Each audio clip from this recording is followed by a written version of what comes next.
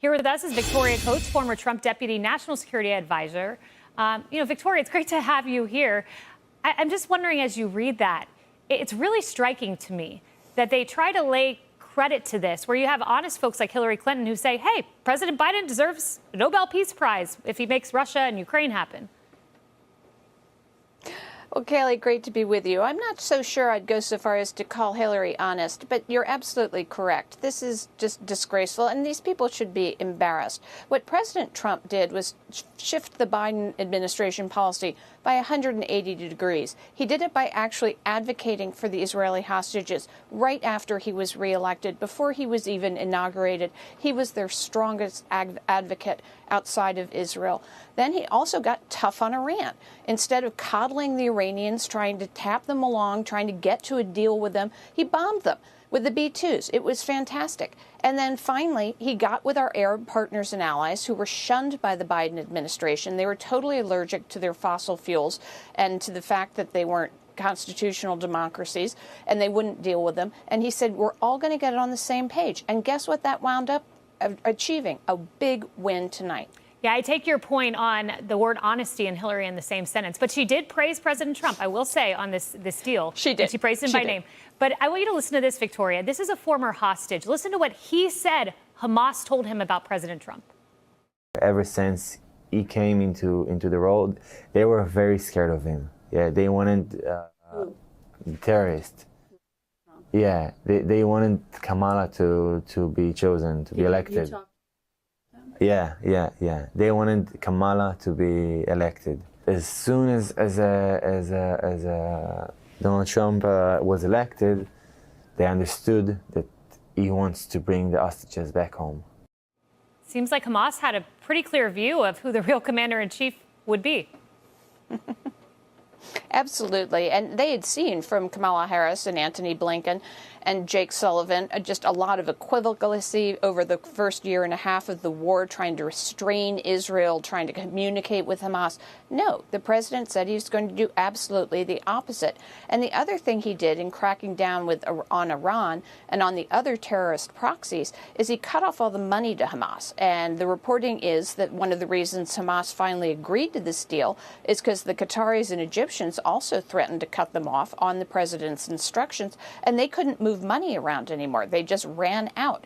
So that's why this conference in Sharm el-Sheikh was so important today, because those are all the people who can actually rebuild Gaza, can create this brighter, better future for the Strip and for the... All right, the great one, Mark Levin, Life, Liberty, Levin, every weekend. Don't miss it. All right, here now with reaction, Israel's first special envoy for combating anti-Semitism, Noah Tishby, and founder and executive director of the Lawfare Project, Brooke Goldstein. Brooke, start with you. Reaction to these historic events.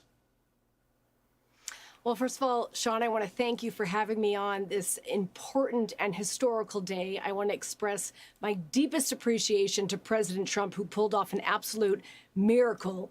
I want to thank Prime Minister Netanyahu, who's been an incredible wartime leader, who made a promise that he'd get every hostage back. He fulfilled that promise as well. And I want to thank the IDF.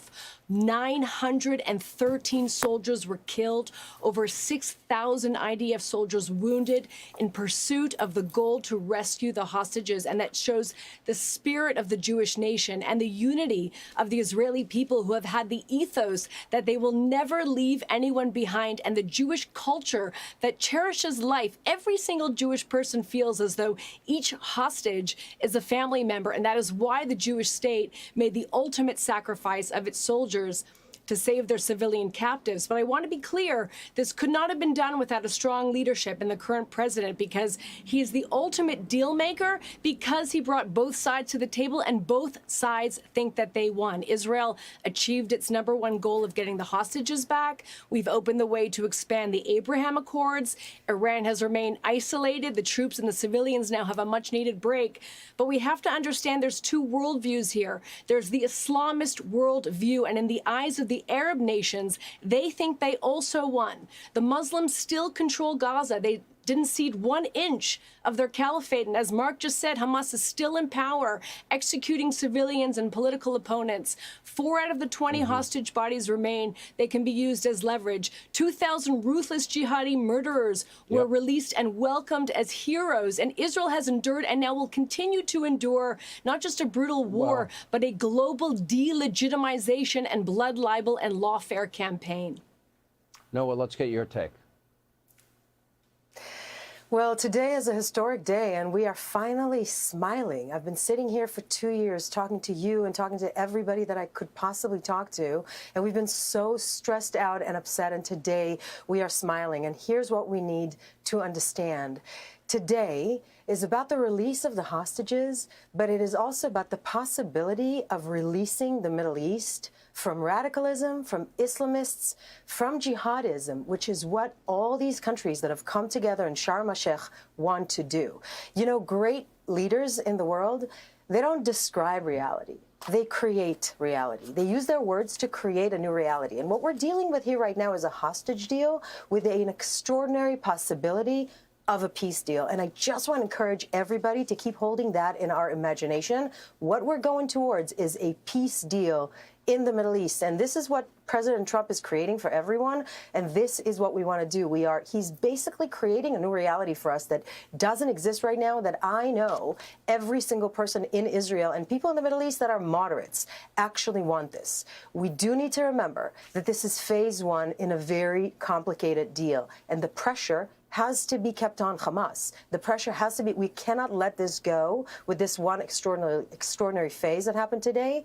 Hamas needs to be disarmed. They cannot control Gaza. And what I'm encouraging everybody to notice is who gets the money to rebuild.